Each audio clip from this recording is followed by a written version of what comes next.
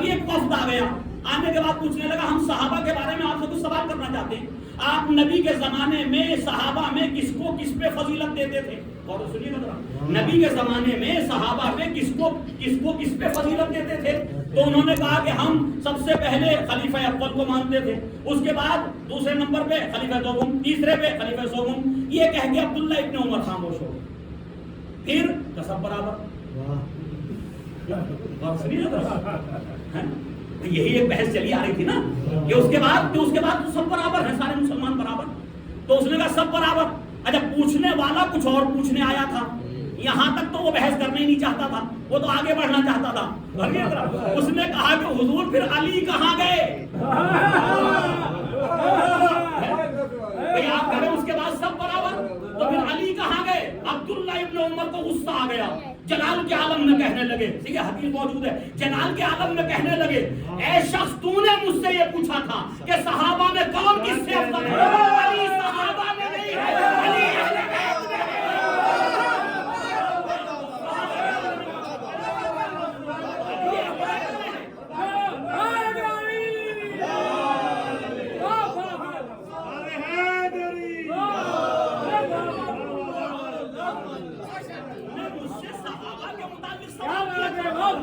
میں نے صحابہ کا جواب دیا کہ صحابہ میں کون کس سے بہتر؟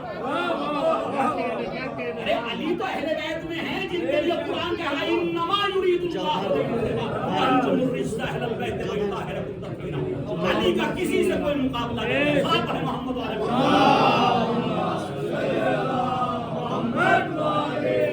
علی کا کسی سے کوئی مقابلہ نہیں ہے۔ کیوں؟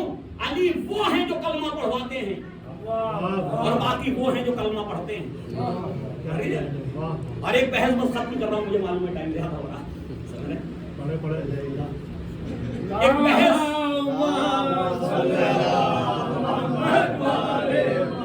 مورخین میں ایک بحث شروع ہوئی، یہ میں وہ چیزیں پڑھتا ہوں جو عام طور پر آپ کو سننے کو نہیں ملتی،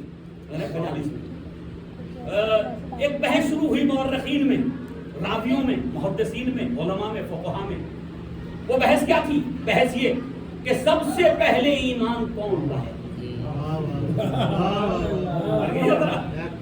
سب سے پہلے ایمان کون لایا؟ اب اس میں ایک لسٹ بنا دی گئی، فہرست بنائی گئی۔ عورتوں میں جناب خدیجہ، عورتوں میں جناب خدیجہ، بڑوں میں یہ لسٹ بنانے کی ضرورت کیا پڑ گئی؟ سوال تو یہ تھا پہلے ایمان کون لایا؟ جو بھی پہلے لایا ہو، جس نے 1 منٹ پہلے دوسرے سے پہلے تصدیق کی ہوگی وہ پہلا مومن ہے، وہ پہلا مومن ہے نا۔ تو آپ اس لسٹ کو الگ الگ کیوں بات؟ عورتوں میں فلاں، بچوں میں فلاں، مردوں میں فلاں، صحیح ہے؟ تو پوچھنے والا تو یہ پوچھ رہا پہلا مومن کون ہے؟ صحیح ہے؟ یہ عورتوں میں کیوں بانٹ رہے ہو، بزرگوں میں کیوں بانٹ رہے ہو، بچوں میں سے کیوں تقسیم کر رہے ہو، ہے نا؟ تو وہ بتانے لگے جی بچوں میں فلاں لایا، بزرگوں میں فلاں لایا اور عورتوں میں فلاں لایا۔ حضرت علی علیہ السلام نے فرمایا کہ میں نے اس وقت 7 سال پہلے کہ جب امت کے کسی فرد نے نماز کو کوئی جانتا نہ تھا، 7 سال پہلے میں نے نبی کے پیچھے نماز ادا کی۔ کوئی مسلمان تھا ہی نہیں، ہے نا؟ 7 سال پہلے نماز، یعنی اس کا مطلب جب تک صحابہ نے کلمہ نہیں پڑھا تھا علی اللہ کی عبادتیں کرتے تھے۔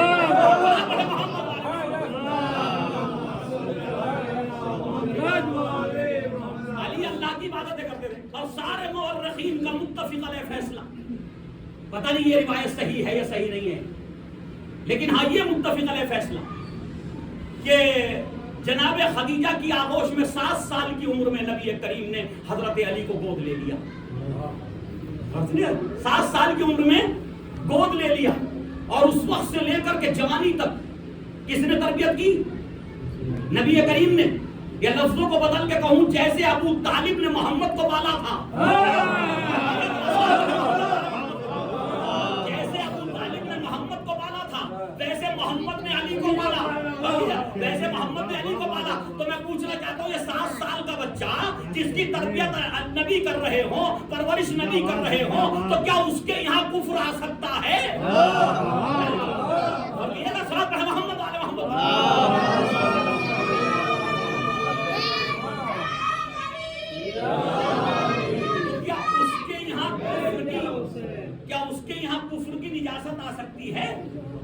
پرورش جناب خدیجہ کر رہی، نبی کریم کر رہے ہیں، ولادت خانہ کعبہ میں ہوئی، پیدا ہوئے اللہ کے گھر میں، آغوش میں آئے نبی کی، تربیت کے لیے ملی ام المومنین۔ تو کیا کہیں کوئی شائبہ ہے کہ حضرت علی تک کفر پہنچ سکے، شرک کی نجاست پہنچ سکے؟ نہیں نا۔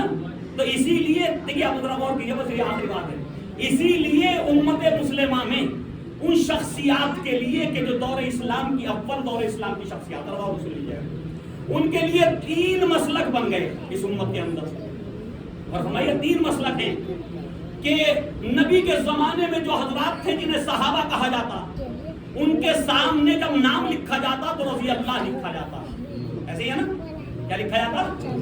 رضی اللہ، ہے نا۔ ارے یہ ہے کیا رضی اللہ؟ ہم نے پوچھا علماء سے یہ رضی اللہ ہے کیا؟ دعا ہے کہ اللہ راضی ہو جائے، یعنی یقینی نہیں ہے، دعا تو دعا ہی ہے، قبول ہوئی یا نہ ہوئی۔ صلاۃ پڑھے محمد والے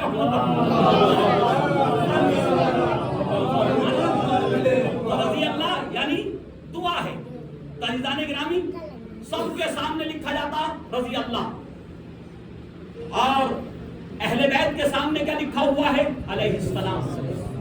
اور کیجئے ذرا، بخاری کی حدیثوں میں حسن علیہ السلام، حسین علیہ السلام، فاطمہ علیہ السلام، آج بھی بخاری کی احادیث میں، مسلم کی احادیث میں موجود ہے۔ اس کا مطلب یہ ہے کہ کوئی تو فرق ہے، کوئی تو فرق ہے کہ ان کے لیے دعا ہو رہی کہ ان سے اللہ راضی ہو جائے، اور ان کو سلام کیا جا رہا، سلام محمد والے محمد۔ اس کا مطلب جسے ہم سلام کر رہے ہیں اس سے اللہ راضی ہے نا، اور جس کے لیے دعا کر رہے ہیں اس سے ابھی راضی ہے نہیں، ہو جا۔ سلام پڑھے محمد والے محمد، سلام پڑھنے مل کر۔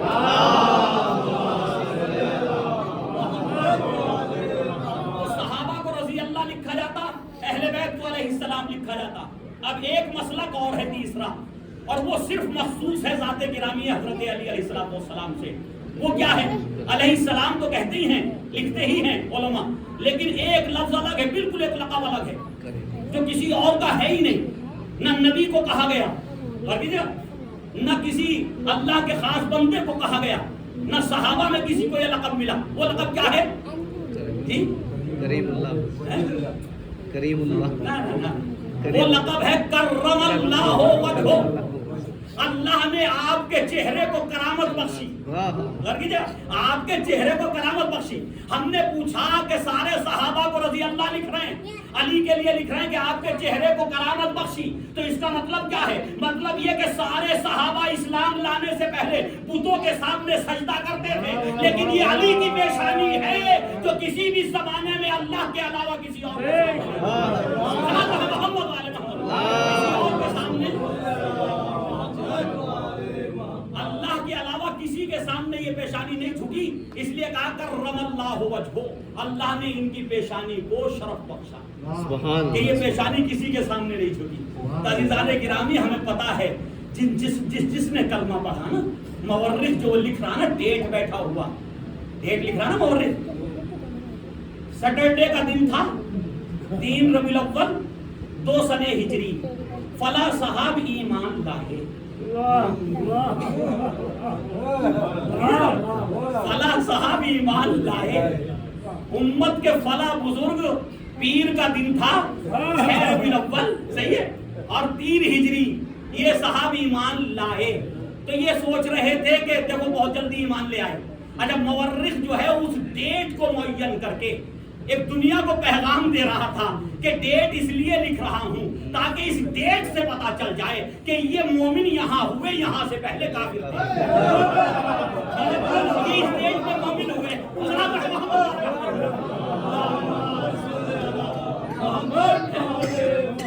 یہ سمجھ رہے ہیں کہ بڑی فضیلت کی بات ہے، لیکن مورخ نے ڈیٹ لکھ کے دن معین کر کے بتا دیا کہ اس دن ایمان لائے، اس سے پہلے کافر تھے، اس سے پہلے کافر تھے۔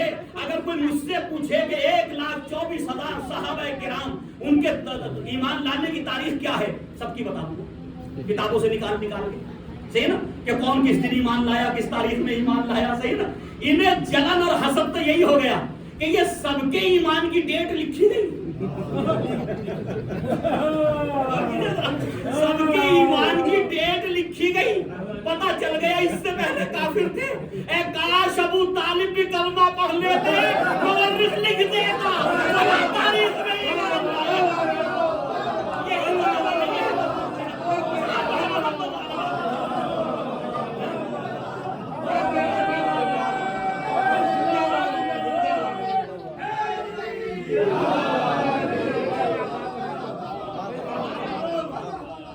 مسئلہ تو یہی ہے، پریشانی تو یہی ہے.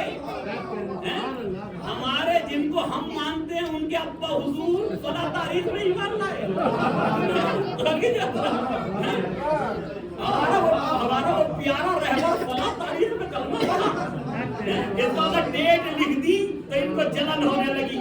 کچھ تو ہوتا ہے ایسا کہ ابو طالب بھی کلمہ پڑھ لیتے، کوئی تو لکھتا ابو طالب فلاں ڈیٹ میں ایمان لائے. لاکھوں سلام ہو سراست ابو طالب پر، لاکھوں سلام ہو عقل ابو طالب پر کہ انہوں نے کلمہ نہ پڑھا، نبوت کو بچاتے رہے، قرآن کو بچاتے رہے، شریعت کو بچاتے رہے. اگر کلمہ پڑھ لیتے تو مورخ کہتا کہ وہ ابو طالب یہاں مومن ہوئے اس سے پہلے. ابو طالب نے کہا نہیں، میرے ایمان پہ کسی کو کوئی کفر پہ دلیل نہیں ملے گی. تو عزیزان گرامی یہ مسائل ہیں کہ جب وہاں بحثیں ہوتی تھیں فلاں کے ابا کافر مر گئے، فلاں کے ابا خلیفہ اول کے ابو جان کافر مر گئے، خلیفہ دوم کے ابو جان کافر مر گئے، فلاں صحابی کے ابو جان کافر مر گئے، مشرک مر گئے، مشرک تھے نا.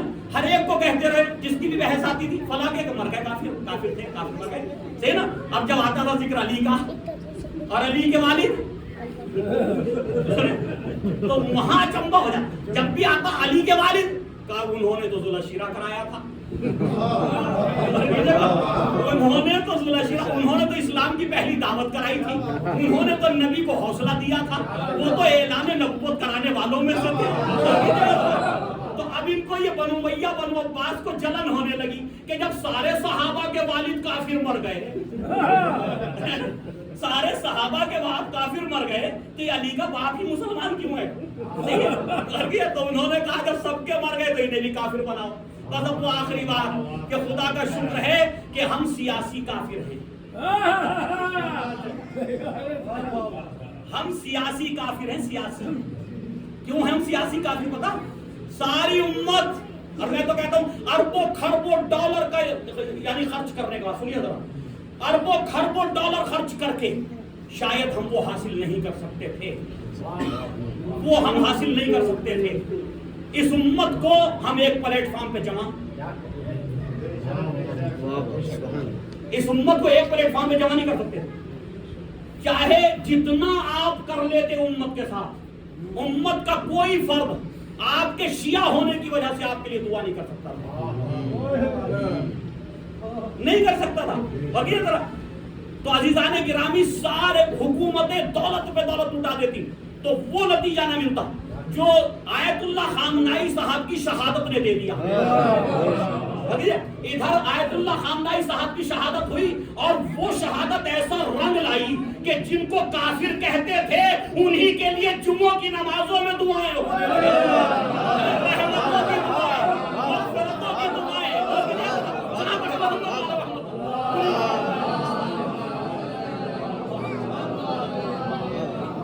تو کیا دینی کافر کے لیے آپ جو ہے وہ رحمت کی دعا کر سکتے ہیں؟ بھئی دین میں جو کافر ہو جائے اس کے لیے رحمت کی دعا کر سکتے ہیں؟ اجازت نہیں ہے اسلام کی طرف سے کہ کسی کافر کے لیے، مشرک کے لیے رحمت کی دعا کی جائے، اس کی مغفرت کی دعا کی جائے. قرآن کی آیات خلاف ہے اس کے. تو اس کا مطلب یہ ہے کہ ہم دینی کافر نہیں ہیں. ہم دینی کافر نہیں ہیں. اگر دینی کافر ہوتے تو مسجدوں میں ہمارے لیے رحمت کی دعا نہ ہوتی. اگر ہم دین میں کافر ہو گئے ہوتے تو پھر مسجدوں کے لیے ہمیں جو ہے شہید نہ کہا جاتا. آج سب کہہ رہے ہیں رہبر معظم شہید ہو گئے، تو مسلمان ہی تو شہید ہوتا ہے یا کافر شہید ہوتا ہے؟ مسلمان ہی تو شہید ہوتا ہے، کافر تو شہید ہوتا ہے. تو ہم دینی کافر نہیں ہیں. ہم سیاسی کافر ہیں. اور یاد رکھیے یہ سیاسی کفر ایک زمانے سے چلا رہا ہے. ابو طالب سب سے پہلے سیاسی کافر تھے اور ابو سفیان سب سے پہلا سیاسی مومن تھا. ابو طالب پہلے سیاسی کافر، ابو سفیان پہلا سیاسی مومن، اور ابو طالب پہلے دینی مومن اور ابو سفیان پہلا دینی کافر.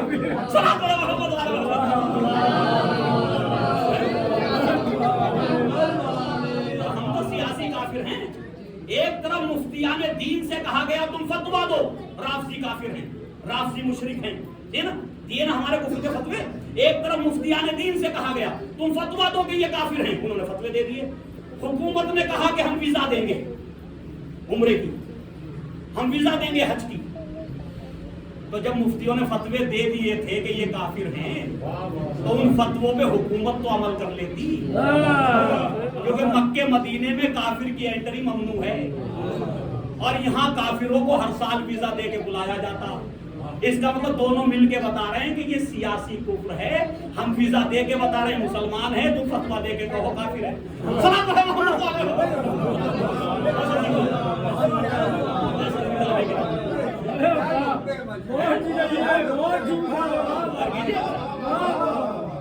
تم فتوا دے کر کے سیاسی کافر بناؤ، ہم ویزا دے کے دینی مسلمان کہیں گے.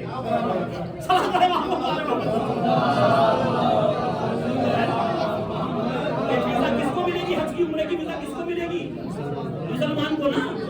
تو ہر سال ایران سے 1 لاکھ ویزائیں ملتی نہیں ملتی. چلو ہندوستان میں تو آپ کو پتا نہیں ہوگا کون مسلم ہے کون شیعہ ہے. ایران کا تو پتا ہے، عراق والوں کو تو پتا ہے. اب ویسے تو آپ کو سب کو ہی پتا ہے، جہاں پاس لکھا ہو، حیدر لکھا ہو، رضا لکھا ہو، وہ سارے ہی جو شیعہ ہیں، اہل بیت کے ماننے والے.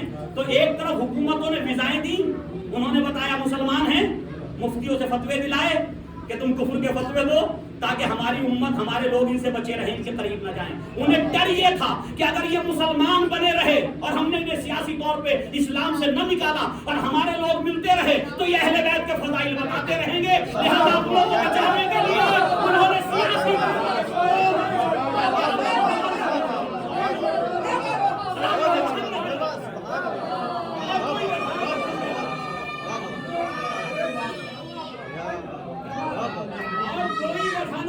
کفر کے فتووں میں ایک ہی وجہ تھی کہ ہمارا چاہنے والا ان کے قریب نہ جائے گا، کیونکہ ان کے قریب جائے گا تو اہل بیت کے فضائل بیان کریں گے، اسے بتائیں گے حق پہ کون تھا، اور ایک دن آئے گا کہ ہم مفتیان دین ہی رہ جائیں گے اس کے اندر. لہذا انہیں کافر بناؤ تاکہ ایک ڈر میں وہاں تک جائے نہیں، وہ تو کافر ہے. عزیزان گرامی، حضرت علی علیہ السلام کے اوپر جو مظالم تھے، وہ ذات گرامی جس کے لیے نبی کریم نے فرمایا انا وعلی من نور اللہ، میں اور علی ایک ہی نور، جس کے لیے غدیر نے اعلان کیا ہو من کنت مولا فہذا اللہم وعد من والا وعاد من عادا.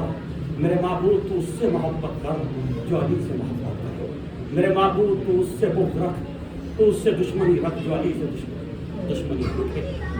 یہ تھے علی. اگر علی نہ ہوتے تو سیرت رسول لوگوں کے سامنے نہ آتی، سنت رسول لوگوں کو پتہ نہ چلتی. لیکن ہائے وہی علی جن کو اول مظلوم کہہ کے امام صادق سب سے پہلے مظلوم میرے مولا عزیزان گرامی 25 سال میں جو بات پڑھی ہے، تھوڑا سا پڑھنے کا شوق پیدا کیجیے. 25 سال میرے مولا کہتے ہیں ایسے گزارے میں نے کہ میری آنکھوں میں کانٹے لگے ہوئے تھے، میرے حلق میں ہڈی پھنسی ہوئی تھی. اگر میں تلوار لے کے کھڑا ہونا چاہتا اپنے حق کے لیے تو لوگ کہتے تھے علی کو حرص ہے، علی کو لالچ ہے، علی کو طمع. یہ حکومت کے لالچ میں امت میں خون و فساد کرنا چاہتے ہیں. اور اگر میں خاموش ہو کے بیٹھ جاتا تو لوگ کہتے علی کے بازوؤں میں اب قوت نہیں رہی، طاقت نہیں رہی. مولا کہتے ہیں کہ الزام لگ رہے ہیں میرے اوپر کہ اگر تلوار لے کھڑا ہو جاتا ہوں تو یہ حکومت کے لالچی کیا کروں، اور اگر میں خاموش ہو کے بیٹھ جاتا ہوں تو لوگ کہتے ہیں خیبر کے اکھاڑنے والے کے بازو شل ہو گئے، صفین جو ہے وہ خندق فتح کرنے والے کے اب حکومت نہ رہی، انہوں نے جنگ نہیں جانتے علی، اس لیے خاموش ہو کر کے بیٹھ گئے. ایسی حالت میں 25 سال گزار کے 25 سال بہت یہ جملے بہت آسانی سے میں نے کہہ دیا، آپ نے سن لیے. اس سے پوچھو کہ جس پہ گزر گئی 25 سال مسلسل، اور ان 25 سالوں کے اندر کبھی دروازے پہ آگ لگائی جا رہی،